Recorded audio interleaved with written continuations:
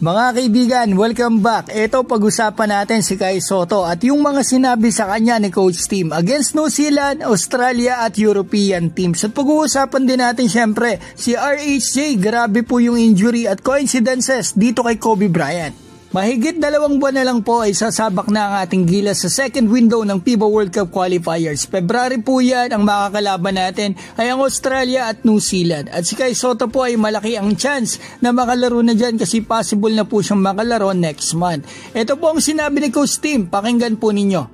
And I think we can compete at an international level with Kai. And when I talk about an international level, I'm talking about a European level. We can compete with European teams. And I compare Australia and New Zealand with European teams. And with Kai, I think we can compete with them. Can we beat them every time? Will we go 10-0 when we play 10 European teams? No, that won't happen. But you know, we can win games. We have a chance. Yeah. And have a chance every time we play. And the ball, you know, goes good first. Maybe we finish, 8-2 or 7-3 or 6-4.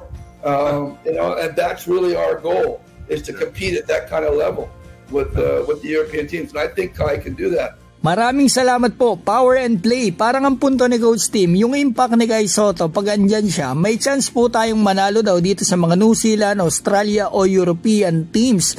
In 10 games nga daw mga kaibigan pag andyan si Kai, pagpabor pa sa atin yung bola, possible maka 8-2, 7-3 o 6-4 tayo laban sa mga yan. Ganyan kalakas ang isang Kai Sotto para kay Coach Tim. Ngayon, pag-usapan po natin ito si Rondae Hollis Jefferson na injured po ito sa laban ng Meralco sa Macau Blackbirds. Paglanding po niya, naapakan po niya ang paa ng kalaban. At ang nakakalungkot mga kaibigan, inanunsa nga po ng Meralco, matindi po ang tumama na injury dito kay RHJ.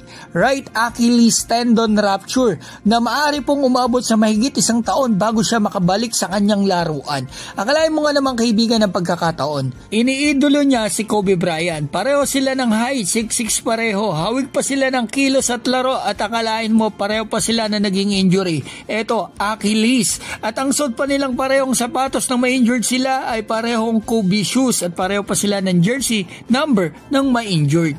Wala akong masabi mga kaibigan, basta hiling ko lang po ipag-pray natin na maging mabilis at maganda ang recovery ni RHJ. Mga kaibigan, mag-comment na po kayo dyan sa baba at babatiin ko lamang po si Mac Chanco, Roderick Pagaduan, Edith Doramal, Artur Publico, Rapi Tamina, Estela Bayot, Samuel Salinel, Rolly Perote, Junicio Rupo, Wahe at Avila family ng Pasig, Ruel Basadre, Altareo Samuel, Capi Feed, JB Santiago at Sagittarius.